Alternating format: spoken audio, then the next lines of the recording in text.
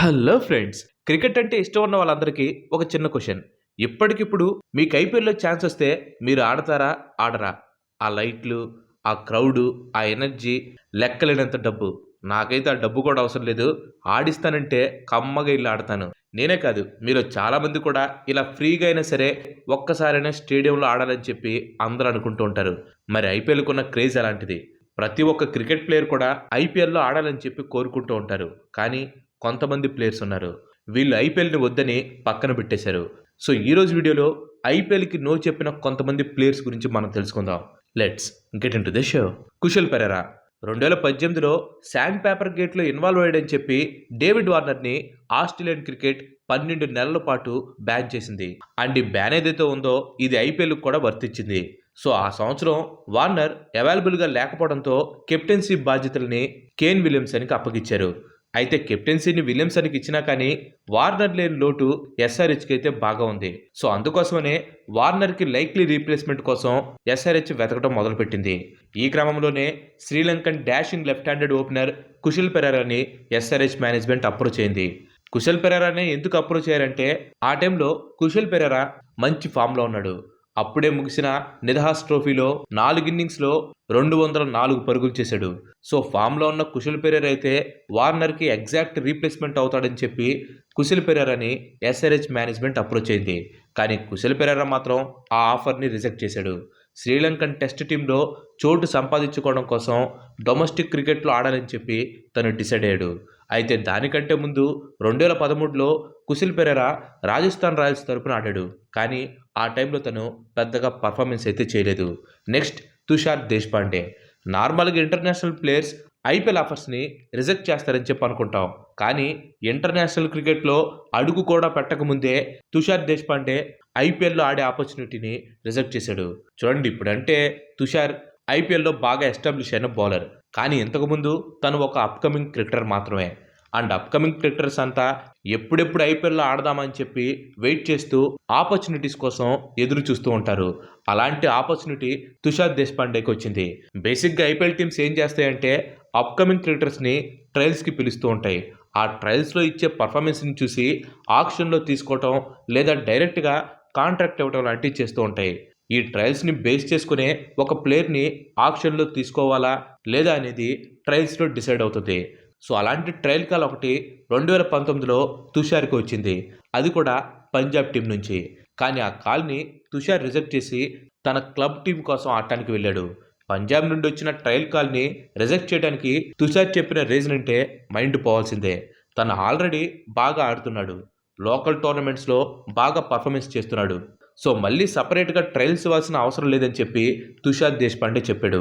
కేవలం పంజాబ్ నుండే కాదు, తుషార్‌కి ముంబై, ఢిల్లీ, రాజస్థాన్ ఈ క్యాంప్స్ నుంచి కూడా కాల్ వచ్చింది. వాటిని కూడా తుషార్ రిజెక్ట్ చేశాడు. ఇక్కడ తుషార్ దేశ్పాండే ఐపీఎల్‌లో ఆడనని చెప్పి అనలేదు, కానీ ఐపీఎల్ ట్రయల్స్‌లో పార్టిసిపేట్ చేయను అని చెప్పన్నాడు. ఏదేమైనా కానీ ఒక అన్‌క్యాప్డ్ ప్లేయర్ అలా ఐపీఎల్ ఫ్రాంచైజ్ కాల్స్‌ని రిజెక్ట్ చేయాలంటే గట్స్ కావాలి. ఆ గట్స్‌నే తుషార్ చూపించాడు. అండ్ ఆ గట్సే తుషార్‌ని ఇప్పుడు ఐపీఎల్‌లో ఎస్టాబ్లిష్డ్ ప్లేయర్ అయ్యేలాగా చేసింది. నెక్స్ట్ రవి బొపారా. ఇప్పుడంటే ప్రతి క్రికెట్ బోర్డ్ ఐపీఎల్‌కి సపోర్ట్ చేస్తోంది.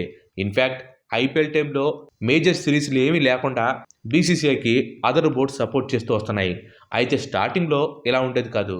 కొన్ని క్రికెట్ బోర్డ్స్‌కి ఐపీఎల్ అంటే అస్సలు పడేది కాదు. అలాంటి క్రికెట్ బోర్డ్స్‌లో ఇంగ్లాండ్ క్రికెట్ బోర్డ్ కూడా ఒకటి. ఇంగ్లాండ్ క్రికెట్ బోర్డ్ ఐపీఎల్‌లో ఆడటానికి తమ ప్లేయర్స్‌కి పర్మిషన్ ఇచ్చేది కాదు. ఇన్‌ఫాక్ట్ చాలామంది ఈసీబీ పర్మిషన్ లేకుండా ఆడితే సెంట్రల్ కాంట్రాక్ట్ పోతుందనే భయంతో స్టార్టింగ్‌లో ఐపీఎల్‌కి దూరంగా ఉంటూ వచ్చారు. అలాంటి ప్లేయర్స్‌లో రవి బొపారా కూడా ఒకడు. 2009 ఇంకా 2010 సీజన్స్‌లో పంజాబ్ తరపున ఆడిన బొపారా 2011లో ముంబై ఇండియన్స్ ఇచ్చిన ఆఫర్‌ని రిజెక్ట్ చేశాడు. ఆ సంవత్సరంలో ఇంగ్లాండ్ టీంలో స్పాట్ సాధించడం కోసం బొపారా ఇలా చేశాడు. కానీ తర్వాత 2015లో ఎస్ఆర్‌హెచ్ తరపున తనకు ఆడే అవకాశం దొరికింది. కానీ తను పెద్దగా పర్ఫార్మెన్స్ చేయలేదు. రవి బొపారా తన కెరియర్‌లో పీక్‌లో ఉన్నప్పుడు వచ్చిన ఐపీఎల్ ఛాన్సెస్‌ని యూజ్ చేసుకోలేదు. మేబీ తను ఆ టైంలో యూజ్ చేసుకొని ఉంటే తన కెరియర్‌లో ఇంకా బాగా సక్సెస్‌ఫుల్ అయి ఉండేవాడేమో. నెక్స్ట్ ప్లేయర్ దగ్గరికి వెళ్లే ముందు ఇంతవరకు ఈ వీడియో చూసారంటే ఈ వీడియో మీకు నచ్చిందని అనుకుంటున్నాను. మీకు గనుక నచ్చినట్లయితే ఈ వీడియోని ఖచ్చితంగా లైక్ చేయండి.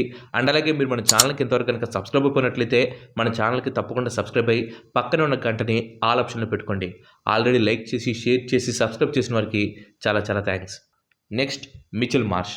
మిచెల్ మార్ష్ ఎల్ఎస్జీకి ఆడుతున్నాడుగా, ఐపీఎల్ని ఎప్పుడు రిజెక్ట్ చేశాడని చెప్పి మీరు అనుకోవచ్చు. యాక్చువల్గా ఎల్ఎస్జీ కంటే ముందు Deccan Chargers, rising Pune super జెయింట్స్కి అండ్ ఆ తర్వాత సన్ రైజర్స్ హైదరాబాద్కి కూడా మిచెల్ మార్ష్ ఆడాడు. అయితే 2018లో మిచెల్ మార్ష్కి ఐపీఎల్ టీమ్స్ నుంచి మ్యాసివ్ ఆఫర్ వచ్చింది, ఆల్మోస్ట్ $3 మిలియన్ డీల్. కానీ మిచెల్ మార్ష్ ఆ ఆఫర్ని రిజెక్ట్ చేశాడు. ఎందుకంటే ఆ టైంలో ఆస్ట్రేలియా శాండ్ పేపర్ గేట్లో ఇరుక్కొనుంది.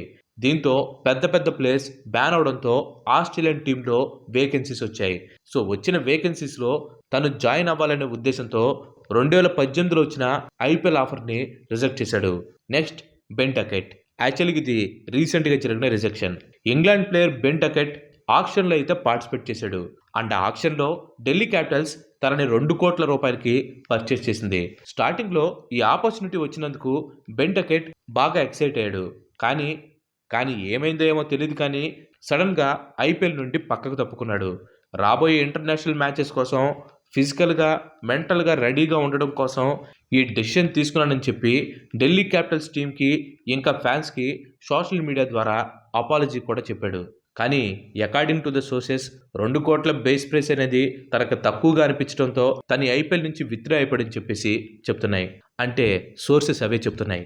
సో వీళ్ళు గైస్ ఐపీఎల్ని రిజెక్ట్ చేసిన కొంతమంది ప్లేయర్స్. వీళ్ళు కాకుండా ఇంకెవరైనా ఉంటే వాళ్ళ పేర్లని కింద కామెంట్ చేయండి, వాళ్ళపైన పార్ట్ 2 చేయడానికి ట్రై చేద్దాం. Thanks for watching. ఈ వీడియో కనుక మీకు నచ్చినట్లయితే లైక్ చేయండి, షేర్ చేయండి. అండ్ అలాగే మన నెక్స్ట్ ఎపిసోడ్ మిస్ కావద్దు అనుకుంటే మన ఛానల్కి తప్పకుండా సబ్స్క్రైబ్ అవ్వండి. ఇంకో మంచి ఎపిసోడ్లో మళ్ళీ కలుద్దాం. Till then bye bye, have next day.